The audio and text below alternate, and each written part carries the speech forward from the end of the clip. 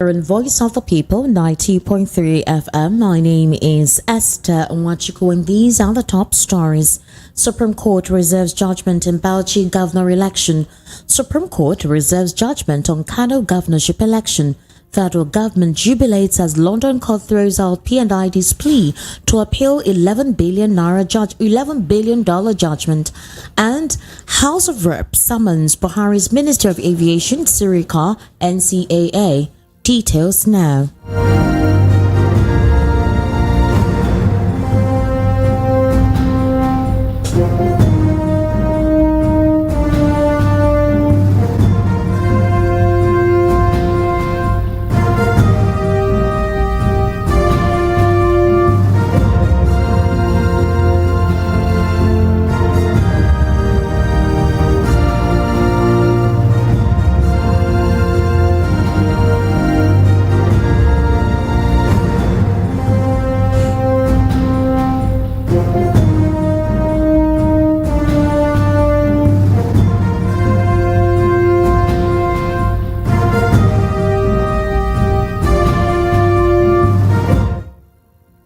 We begin the news with the Supreme Court reserving judgment in the appeal by the governorship candidate of the All Progressives Congress in Bauchi State, Sadiq Abubakar, against the election of Governor Bala Mohammed.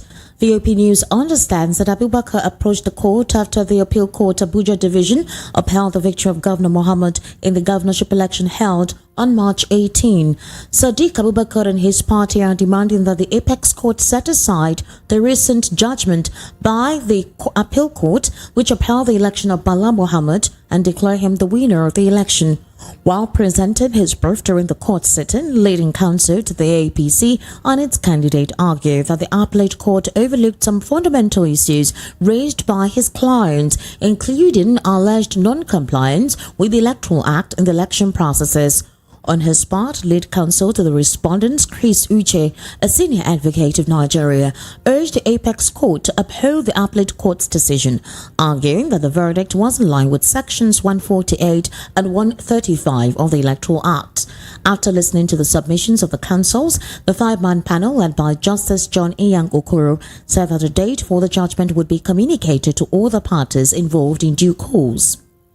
Still on the Supreme Court, it has reserved judgment on the Kano governorship election tussle. The Apex Court, in a ruling on Thursday, December 21, by a five-member panel of judges led by Justice Iyang Okoro, said the date for the judgment will be communicated to all parties.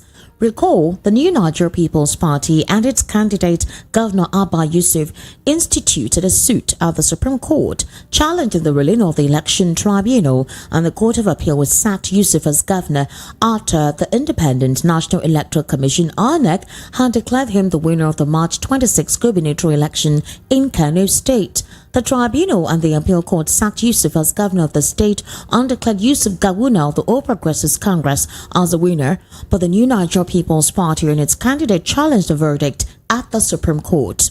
After hearing from the parties involved, the five-member panel of judges reserved their decision.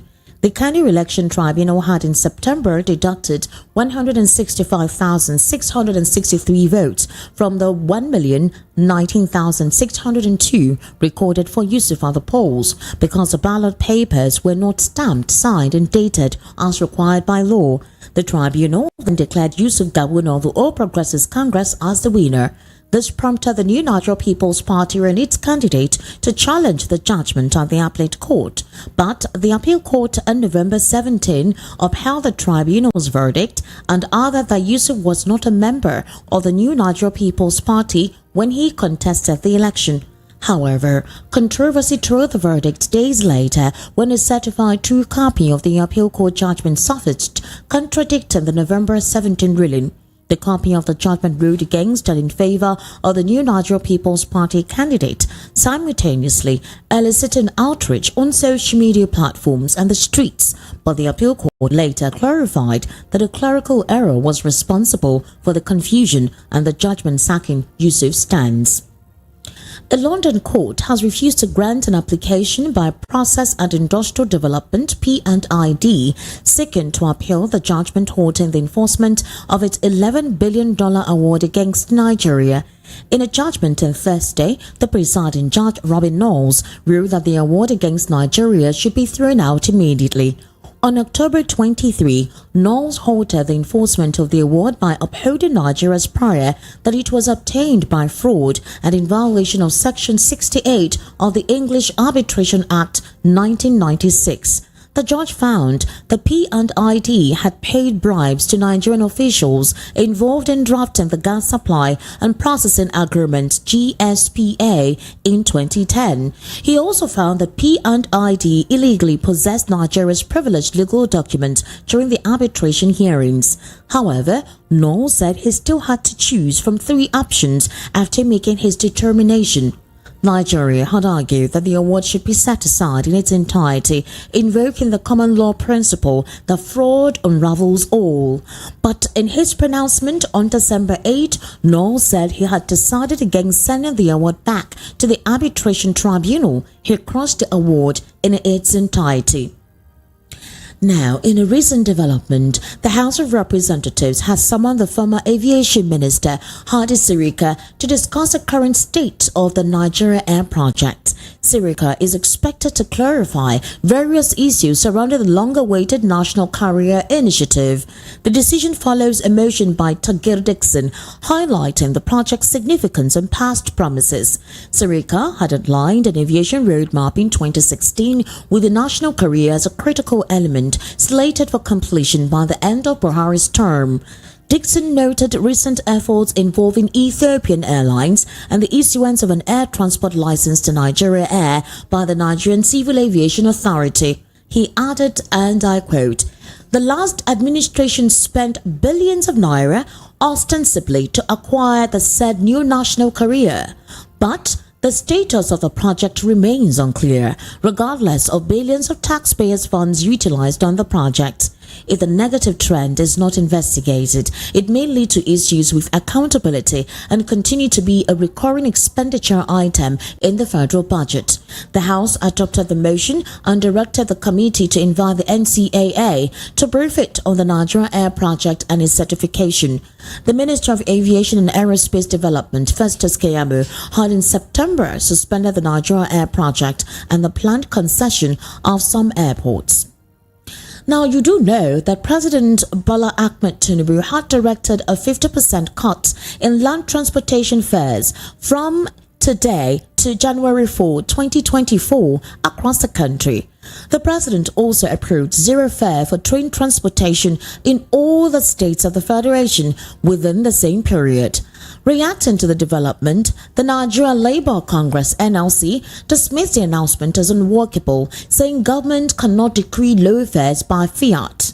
The Minister of Solid Minerals Development and Chairman of Interministerial Committee on Presidential Intervention, Mr. Dele Alake, disclosed this while he was speaking with State House correspondents at the Presidential Villa in Abuja yesterday. Alake, flanked by the Minister of Information and National Orientation, Muhammad Idris, Minister of Transportation, Saidu Alkali, and the Special Advisor on Information and Strategy, Bayo Nanuga. Alake said all the logistics of the implementation had been worked out with the Minister of Transportation, the transport unions, and luxury bus owners.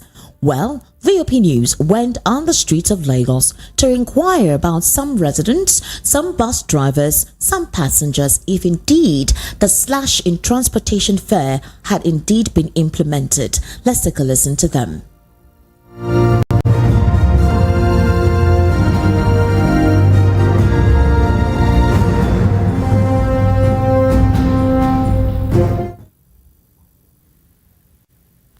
So the price slash we had about is not what the federal government should have done.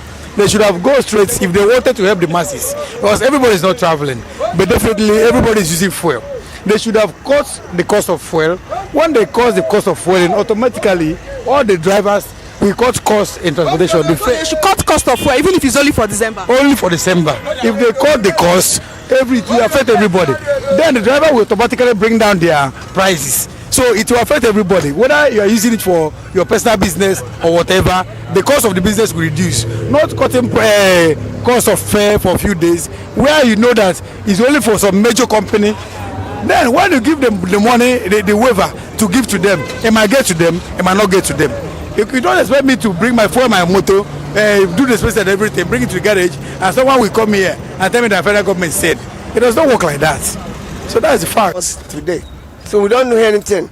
So I would have alternated today, because here we have the way we are loading here is different than other stations. And today I saw on the face of the newspaper, slashing of interstate transport. But here in Lagos, we never hear about anything about the news. So you people will not be slashing your fares?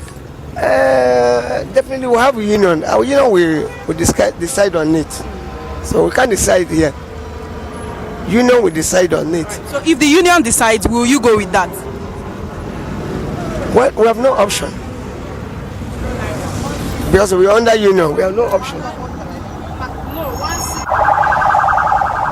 No.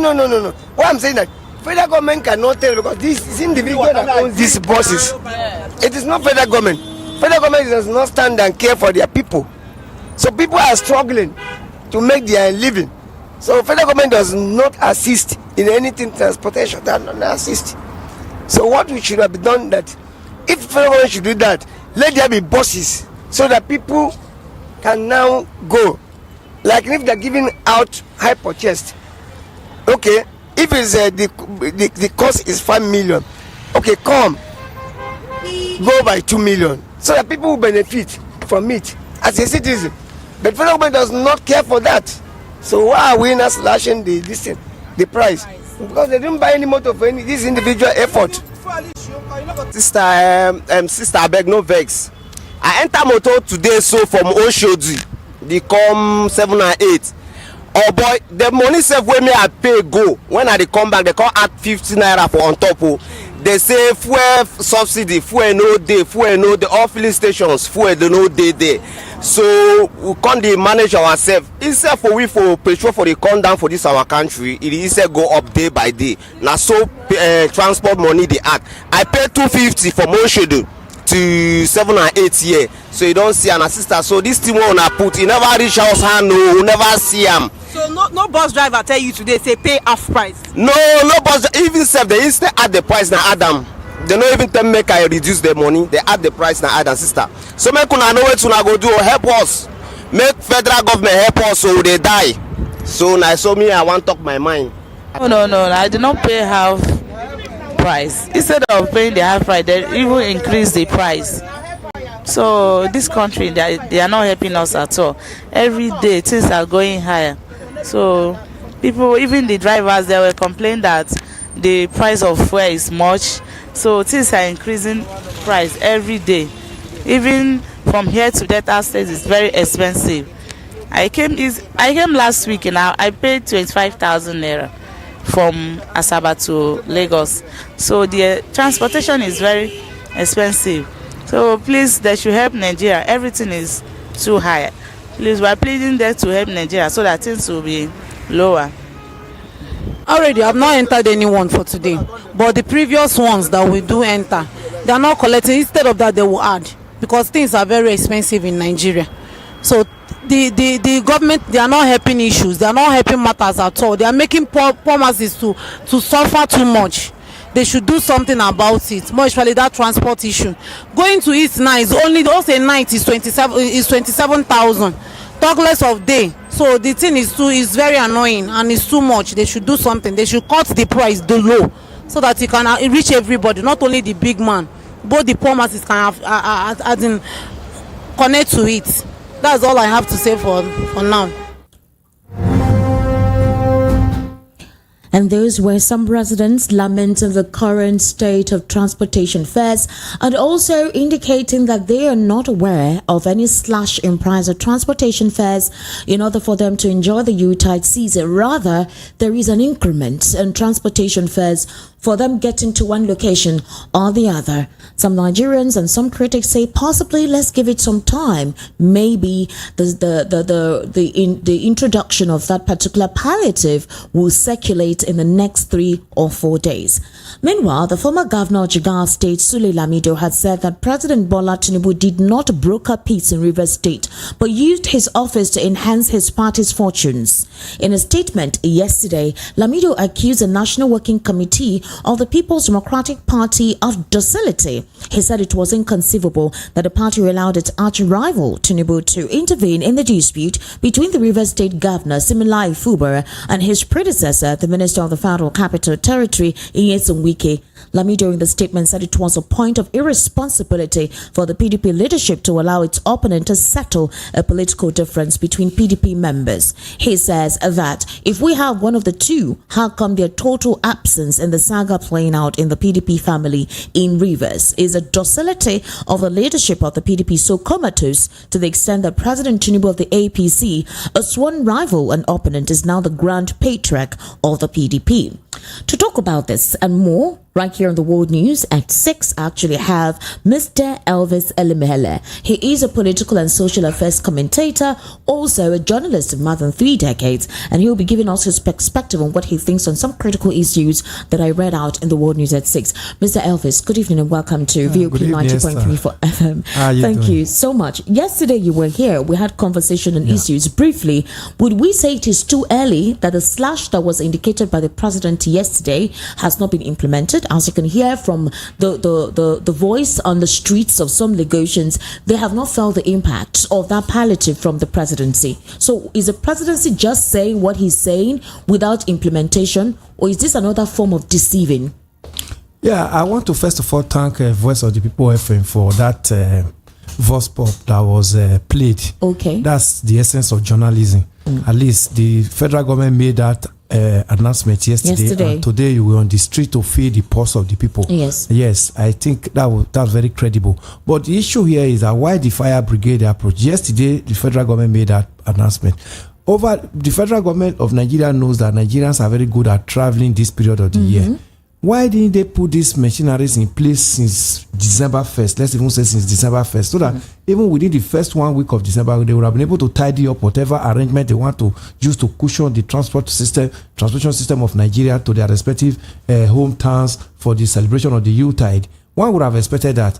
Then they should have been able to list the number of motor companies. Yes. And this would have been like an advert in most of the newspapers and even the radio and television that Nigeria should work to so motor companies, whether the headquarters and branches of those motor companies, and get boarded with 50% reduction in price. So Nigerians will have been able to prepare their mind that, I'm going to so destination and this is where I'm going to board it. Now, the announcements were just made vaguely yesterday. We don't even know the motor companies that are involved in this transaction. Nigerians don't even know whether even the motor companies and their union have been informed. So today you just pack your bag and say, federal government say we should come and board at reduced price. They'll tell you they never bought buses for us. They don't maintain these buses for us. Elvis, and we are not even aware. Mr. Elvis, Mr. Peter Anosike, he's also a social and political affairs commentator, said he also went to make up his own investigation. He went to Maza at the bus park, and he said that apparently to travel is about 35,000 per person, and that he saw a woman who wanted to travel with her children, and they told her that per seat is 35,000. She wanted to lap one other child, but then she has to pay for the 2 others. Meanwhile, if you're going to go or travel with your luggages and some food items, you will also pay for that. Yes. Because she couldn't afford it, she said she's going back home. Also, I went to the market earlier today, specifically Lagos Island, to do some shopping and also make my own inquiries about food items. Mr. Elvis, a bag of rice is about 64,000. The local rice, the Nigerian made rice, is about 57,000. It is incredibly difficult at this moment. I want you to also bear in mind that companies did not increase salaries. Some companies are not going to pay 13th month. Yes. We have some companies that have forwarded, so a lot of persons are now in the labor market. Please, how do Nigerians cope this season? Yes, that's what I was saying earlier, Esther. Knowing fully well that this is a big celebration for Nigeria, especially Nigerians love this period of the year to celebrate. The federal government, they feel the import, the pulse of the people, and they really want to be sympathetic with Nigeria because the level we are now causes a lot of sympathy in this nation. The federal government, the policies of this new administration have so popularized Nigerians that Nigerians can no longer feed. Since December, all this one would have been put in place. We even in Lagos State government, in Lagos here, we're hearing of Imota rice mill. If Imota rolls out rice and the Lagos State government is saying, okay, we are going to give Lagosians, residents of Lagos, at discounted price. These are some things that since October, November, you're supposed to have been working it out, knowing fully well that by December you roll it out. Nigerians we know where to go. I'm surprised. You just talked about a bag of rice. Yes. Now, I mean, there's a possibility it will increase by before Christmas. Between Sunday, it will still increase. Yes. And remember, even after the Christmas celebration, the New Year is still there. It's still there. And remember, the almighty January, people are still going to schools are going to resume. First week of January, schools are going to resume. Parents are going to be running helter-skelter to get their children back to school. So where is the government in all this? So I'm surprised with the fire brigade approach of yesterday, announcing and saying the federal government wants to, because they felt the suffering of Nigeria.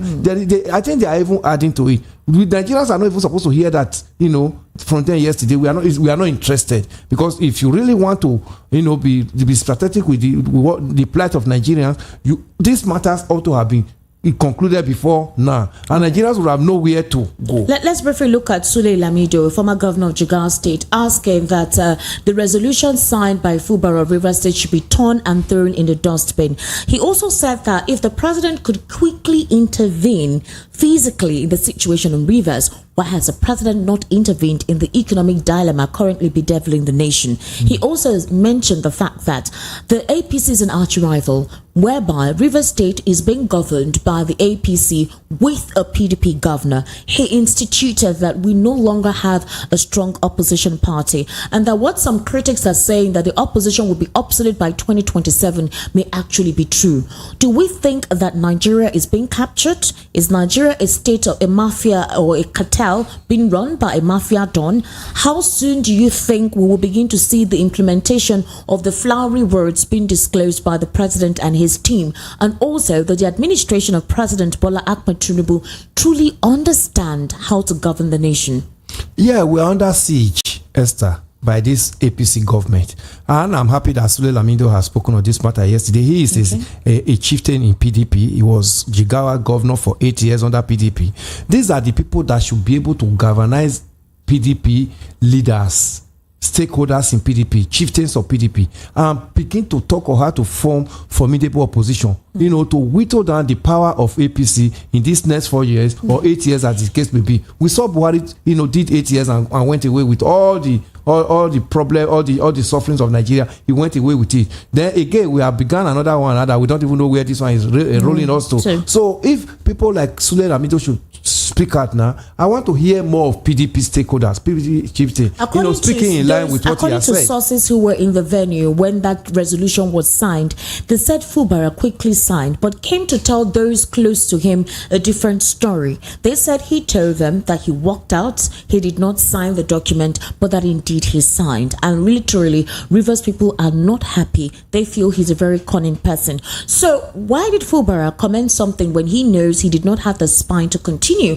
And Sule Lamido asking that resolution should be thrown in the dustbin. Already Fubara has withdrawn the case against the lawmakers who defected at the court. The case had been rescheduled till January. So are we saying now that Wike has won, and that already Rivers State may become another state like Imo? Yeah, I think the young man, Saint Fubara, has not spoken the truth to the river people. Okay. I'm really not happy with what is going on in Rivers, Esther, because he got the vote of the Rivers people and not vote of Wike and Tinubu. Therefore, if he is betraying the Rivers people, he's betraying them because he felt he he's not man enough to lead them, and that is where he will have issues with the river, because the rivers people were behind him where this matter started. Now he has not told us how come about the signing of that resolution, whether he actually signed or he signed under duress, or he was made to sign willingly. Has the president's interference breached the constitution? No. The president's interference is totally unconstitutional, because this is a rivers affair and it's an internal crisis in river. He doesn't have, these cases are in the court. Why will he be telling them to go and remove the case from the court when an impeachment notice have been signed, have already been implemented to remove a governor? Is it possible for the National Assembly to address this issue on the president? Are we going to see the National Assembly take charge and talk to the president? Are we going to see the National Assembly do its constitutional duty to question the implementation, to question the policies of the president and how it's affecting the entirety of the country? Or are we going to see that same docility for the next 4 years? Absolutely. It is even going to be worse. This 10th National Assembly, led by Senator Godswill Akpabio, will not query any policy that is coming from Tinubu. Are we expecting a state capture already? Are we saying the state capture completely? What should the opposition do as soon as possible? Opposition should begin to form alliance. I'll be saying a coalition, and their voice must be heard. They should form a shadow government, that every policy that the government comes out with, just like this bus matter now, 50% slashing. We want to hear the voice of opposition, sensitizing Nigerians. Is this a deliberate mechanism to adulterate the strength of the opposition parties? Yes. With the fundamental issues that have been cropping up specifically in the PDP and the Labour Party? Yes, they want to scuttle the opposition parties so that between our 2027 opposition will not have a voice, but opposition should not lie low. This is the time they have to actually tell Nigerians that they can rule Nigeria, they can lead Nigeria if given the opportunity come 2027. They have to form a shadow government, begin to sensitize Nigeria, begin to protest where necessary. We are not talking of riot. Protest is allowed in the constitution. Tell Nigerians this is why we are protesting. Lead people out. Let Nigerians be aware of what is going on with this government. This policy that came out yesterday, nobody is going to benefit it from that 4th of July. But they will come out by July ending and tell you they spent so billions in subsidizing transport fare for Nigerians during the Utah season. But Nigerians will be telling you nobody benefited. So now the opposition must be able to come out with statistics and be able to come out with logical discussions and conferences and seminars and protests where necessary to sensitize Nigerians about the workings of this government and its policies, because Nigerians know where the shoe pinches them at this moment. We are, Esther. Thank you, Mr. Elvis Ali Mahele, for your contributions in the World News at 6. I sincerely do appreciate your input. I would employ you for more political conversation. Join us on at VOP TV Live for VOP Politics at 7 o'clock. It's on YouTube. Subscribe to our YouTube channel at VOP TV Live. We have an extension of political conversations right on there. It's quite heated. To wrap up the World News at 6, here again are the top stories. You heard that the Supreme Court reserves judgment in Bauchi governor election. Also, the Supreme Court reserves judgment on Kano governorship election. Federal government jubilates as London court throws out PNID's plea to appeal $11 billion judgment. House of Reps summons Buhari's Minister of Aviation, Sirika, NCAA. And PDP Chieftain tells Fubara to tear Tinubu's resolution document and dump it in the dustbin. My name is Esther Mwachuku. Good evening and thank you for listening.